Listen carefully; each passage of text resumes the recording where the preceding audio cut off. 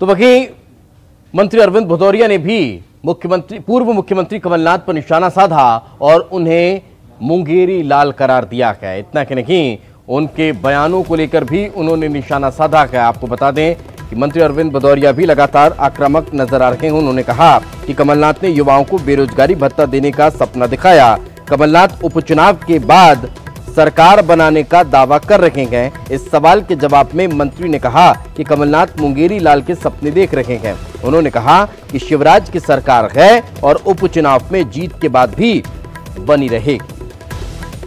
सपने दिखा रहे हैं। हे मुंगेरी में कमलनाथ जी कांग्रेस, तुमने सपने दिखाए थे युवा बेरोजगार को 4000 रुपये भत्ता देंगे, दिया क्या? आज तुम भर्ती की बात कर रहे हो। 1 फरवरी निकल गई, 2 फरवरी आ गई, 3री आने वाली है। आपने क्या किया साहब? आपने एक भी ये नौटंकी नाटक मत करिए। दावा ये कर रहे हैं कि सरकार बनाएंगे जल्दी इसके बाद। मुंगेरी लाल के हसीन सपने लगातार वो देखते रहेंगे। इस जनता की कृपा से शिवराज जी के नेतृत्व में भारतीय जनता पार्टी की सरकार रहेगी, बनी हुई है, रहेगी कार्यकर्ताओं के दम पर, नेताओं की नीतियों पर और जनता की कृपा पर। इसलिए इस प्रकार के सपने 3 तारीख तक देखिए। 10 तारीख को हम लोग तो सुना आपने कि 3 तारीख तक सपने देख लें, 10 तारीख को भी हम ही सरकार में बने रहेंगे, यह कहना है मंत्री अरविंद भदौरिया का। आपको बता दें कि लगातार बीजेपी आक्रामक नजर आ रही है, चुनावी प्रचार के दौरान भी और अन्य मसलों पर भी।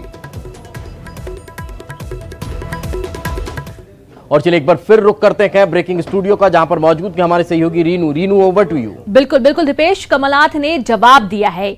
ईसीआई के नोटिस पर कमलनाथ ने जवाब दिया। उन्होंने कहा कि आइटम वाले बयान पर मेरे बयान का गलत अर्थ निकाला गया है। बीजेपी मुद्दे को भटकाना चाहती है, हार के डर से भटकाने की कोशिश कर रही है बीजेपी। विवेक तनखा ने पेश किया जवाब। आपको बता दें कि आइटम वाले बयान को लेकर, इमरती देवी के खिलाफ गलत टिप्पणी को लेकर लगातार कमलनाथ के ऊपर निशाना साधा जा रहा है। और इस पर अब कमलनाथ ने कहा है ईसीआई को जवाब देते हुए कि आइटम वाले बयान को लेकर, मेरे बयान को लेकर गलत अर्थ निकाला गया। बीजेपी मुद्दे को भटकाना चाहती है, हार के डर से भटकाने की कोशिश कर रही है।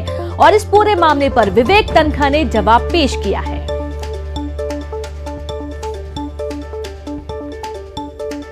तो जैसा कि पिछले कुछ दिनों से लगातार कमलनाथ घिरे हुए हैं, उनके बीजेपी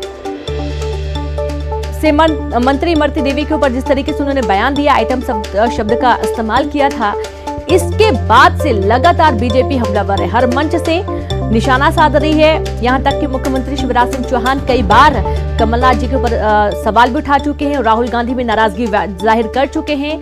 और अब कांग्रेस पार्टी के अंदर से भी थोड़े बगावत के सुर सुनाई दे रहे हैं। और ज्यादा जानकारी के साथ संवाददाता प्रतीक जुड़ गए हैं। प्रतीक, अब कमलनाथ ने बीजेपी पर निशाना साधा। उनका यह कहना है कि आइटम वाले बयान को लेकर गलत अर्थ निकाला जा रहा है। अब बेशक रेणु, कहीं ना कहीं इंतजार था कि आखिर कब इलेक्शन कमीशन की नोटिस का जवाब पूर्व मुख्यमंत्री कमलनाथ देंगे। और आज वरिष्ठ अधिवक्ता विवेक तनखा द्वारा उनकी ओर से जवाब जो है वो ईसीआई को प्रस्तुत कर दिया गया है। स्पष्ट तौर पर अगर हम क्रक्स की बात करें इस पूरे जवाब की, तो उन्होंने स्पष्ट किया है कि आइटम शब्द के जो इस्तेमाल और उसका जो गलत अर्थ है वो बीजेपी ने जानबूझ के निकाला है। और भाजपा कहीं ना कहीं हार के डर से जो है वो मुद्दा भटकाने का प्रयास कर रही है। और यही वजह है कि जानबूझ के आइटम शब्द का गलत अर्थ निकालते हुए कहीं ना कहीं उसका प्रचार प्रसार किया जा रहा है। उन्होंने अपने 40 साल के जो सेवा भाव है, जो राजनीतिक करियर है, उसका जिक्र करते हुए अपने जवाब में लिखा है कि निष्कलंक है उनका 40 साल का जो लोक सेवा का इतिहास है। तो कहीं ना कहीं जानबूझ के उनकी छवि को धूमिल करने का, और जो उपचुनाव में कहीं ना कहीं बीजेपी हार रही है और उस डर को भगाने के लिए और कहीं ना कहीं मुद्दे को भटकाने के लिए उनके एक शब्द यानी जो आइटम शब्द का प्रयोग उनके द्वारा मंत्री इमरती देवी के लिए किया गया था, उसका नलकल प्रचार प्रसार भी किया जा रहा है। तो स्पष्ट रूप से 2 का ये जवाब है। और कहीं ना कहीं उन्होंने महिला सम्मान का भी जिक्र अपने जवाब में किया है कि महिलाओं के सम्मान के प्रति न केवल वो बल्कि कांग्रेस पार्टी हमेशा से ही खड़ी रही है और महिलाओं के सम्मान के लिए एकजुट है और एक साथ काम करती भी रही है। ये तमाम दो पन्ने को इस पत्र में, जवाब पत्र में तमाम बातों का उन्होंने उल्लेख किया। और अपने 40 साल के जो इतिहास है, राजनीतिक इतिहास है जो कि निष्कलंक है, उसका जिक्र भी उन्होंने अपने पत्र में करते हुए इलेक्शन कमीशन को आज अपना जवाब प्रस्तुत कर दिया है। चलिए, बिल्कुल, बहुत शुक्रिया आपको प्रतीक तमाम जानकारी के लिए। तो इलेक्शन कमीशन को उन्होंने अपना जवाब प्रस्तुत कर दिया है।